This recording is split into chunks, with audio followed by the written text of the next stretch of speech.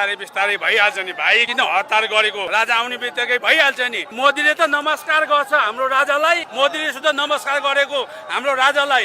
अहिलेको नेताहरू जाओस् त, त्यहाँ गइसकेपछि त नेताहरू नमस्कार हजुर भनेर हिँड्छन्। At this moment that he knew he fucked up. मेरो सिक्री नै लुट्यो बाबु, खत्तम। अब 2.5 तोला घर कसै जानु अब? बाटै बाटो यो राडी जोले मलाई लुटे बाजिक राडी जोले छाडा बोलो तपाईले सिग्री चाहिँ अलिक चोरी हुने चिजहरू सुरक्षित स्तरका राख्नु पर्दैन त नि। के दादा भाइ होसै भएन। अब के गर्नुहुन्छ दाइ? अब के अब के गर्नुहुन्छ त? अब के गर्ने, रुने बाहेक अब के गर्नु मैले अब। खत्तम।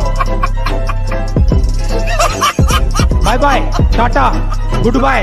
भेटाउनु भएको छ उहाँलाई दिइदिनुहोस्, उहाँलाई दिइदिनु होला। हिजो हराएको 2.5 तोलाको सिक्री यता आइपुगेछ है।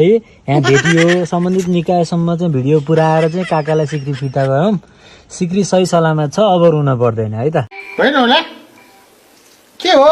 तपाईको हराएको सुनको सिक्री भेट्यो भने के गर्नुहुन्छ तपाईँ? म तारी पड्काउँछु।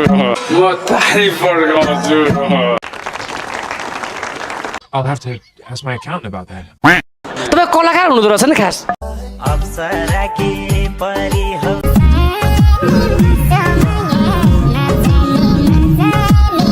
कलाकारै रहेछु म त।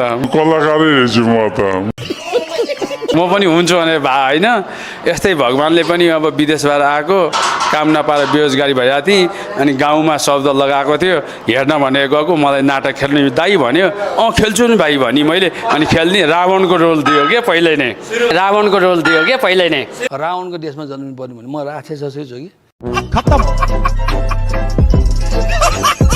By bye, tata, goodbye, गया।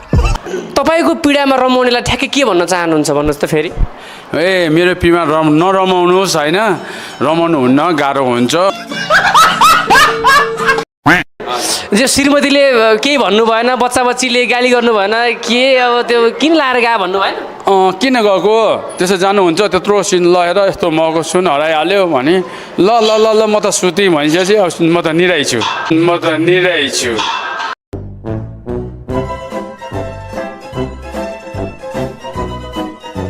अनि मैले चाहिँ 2.5 तोला मात्रै भनिछु।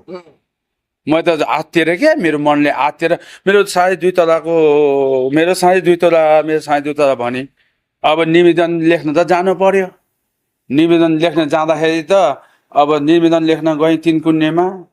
पहिला 100 नम्बरमा फोन गरेँ, 100 नम्बरले भन्नुभयो सेम्बुमा जानुहोस्, सेम्बुले भन्नुभयो 3 कुन्ने जानुहोस्। अनि 3 कुना गइसकेपछि अनि ओ भाइरल आयो भने पुलिसहरूले अनि भनिसकेपछि ल यसलाई थुन्न पर्छ भन्नुभयो। मलाई त डर पनि लागेको छिन्।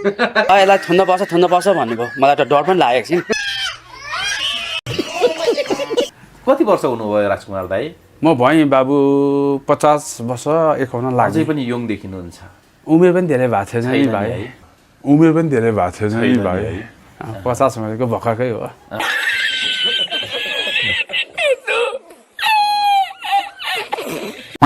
पीडा धेरै भयो होला है?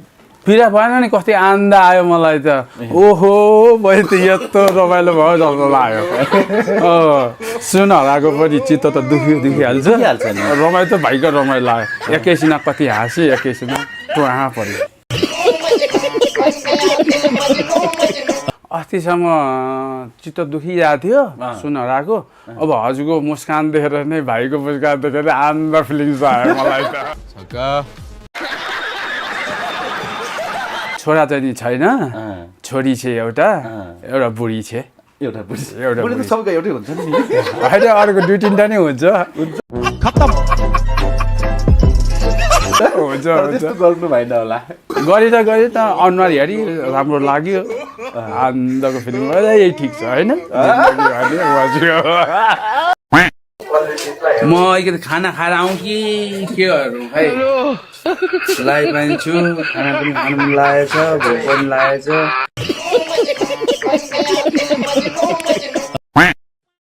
भोलि पर्सि राजा आउनुहुन्छ, राजा आइसी टिका लाउनु जाने दसैँमा हजुर त्यो त सिक्री फसिया थियो भाइरल पनि भएको थिएँ भन्ने आउने सुन दिन्छन् क्या सिक्री राजाले